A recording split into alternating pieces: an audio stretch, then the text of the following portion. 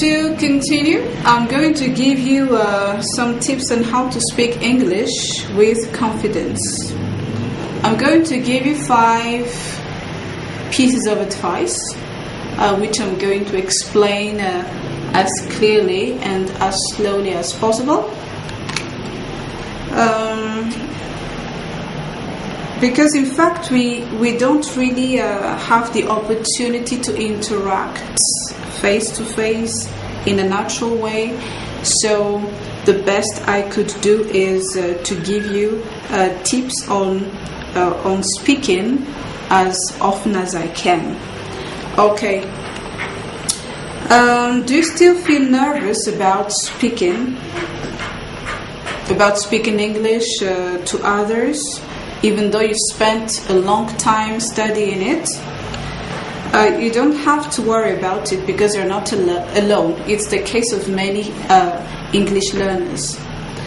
Just like you, many people who are learning English don't practice speaking as often as they want to because they're afraid they will make a mistake or be laughed at. We don't want to look ridiculous or to sound ridiculous. Okay, don't worry, because even native speakers make mistakes sometimes. It's just like when we make mistakes with the Malagasy language, if Malagasy is your mother tongue. Alright, so if you want to improve your English, you need to be confident in your abilities. So I'm going to give you, as I said at the beginning, 5 easy ways to gain confidence in your ability to speak English. Because the problem is not being confident enough. It's not a problem of English, but a problem of confidence. Alright, so the first thing that you have to do is read text out loud. Practice reading out loud. Reading fluency is simply the ability to read a book or a text clearly. You correct your pronunciation mistakes until you make no errors. The more you practice fluency, the more confidence you will have, because it gives you a safe environment to practice your English in. It will also increase your reading speed and to process words faster. There is no magic. You really have to read if you want to get more vocabulary items. If you are nervous about speaking in front of others, start reading aloud by yourself at home. Okay? As you feel more confident, ask a teacher or a native speaker to give you feedback on more advanced vocabulary. You can develop your fluency by reading even for only 5 or 10 minutes every day at your own pace. Don't rush, don't run, because there is no, there is no hurry. Okay, learn to relax and read at your own pace. And choose topics that interest you the most. I do not recommend Shakespeare for that. Okay? Okay, advice number 2 is make friends with English-speaking expatriates. If it is possible, try to get in touch with people who speak English as a first language. Okay? The more you practice, the more you will gain confidence in your English-speaking abilities. An excellent way to practice English and enjoy it is to make friends with people who only speak English. You are then forced to speak with them in English instead of relying on Malagasy language or on any other languages you feel comfortable speaking. Friends are not there to judge you and your English skills, because that's the problem with our compatriots. When they are more advanced, when they are more fluent, they tend to make fun of us. But it's not the case with English expatriates. Alright, because in fact they are here to make friends and they are only too happy to have you as a friend. So don't hesitate and go for it. Number 3, advice number 3, trust your teacher. What do I mean by trusting your teacher? Of course, your teacher is only a human being, and they've got flaws. But what I mean by trusting your teacher is, the teacher is there to create a safe environment for you to learn from your mistakes.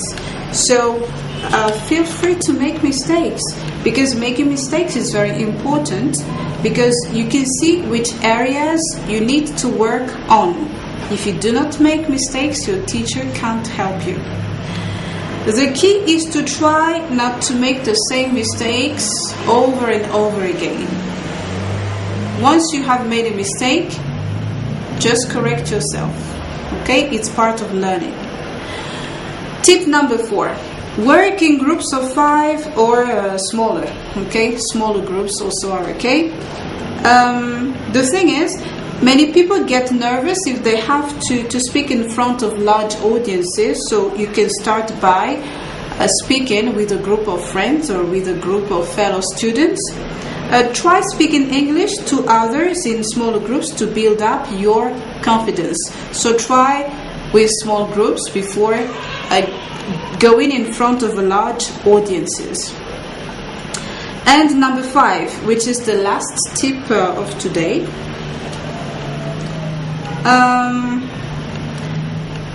Don't go overboard. What do I mean by don't go overboard? Don't be too ambitious. Don't set your ambition too high.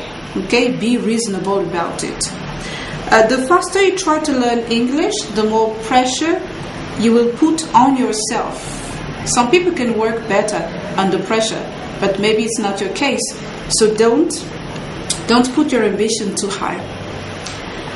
Break your goal down into smaller steps, one step at a time. For example, if you want to learn 100 new words each month, you can focus on learning 25 new words a week. That's already much smaller compared to your goal of 100 new words. So break your goal into smaller steps, as I said. Instead of learning 100 new words altogether, you can break them down and have only 25 words every week. Okay? And next is change your goals. If you need to, if you find that you are too busy to read a whole book which is thick like this, you can for example choose to read small articles or short stories every couple of weeks, okay? And re-evaluate your goals to see if you need to increase or decrease the amount of reading you do.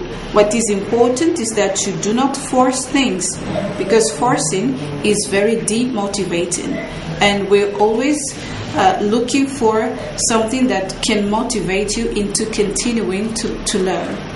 Okay, I hope that these tips will be useful for you.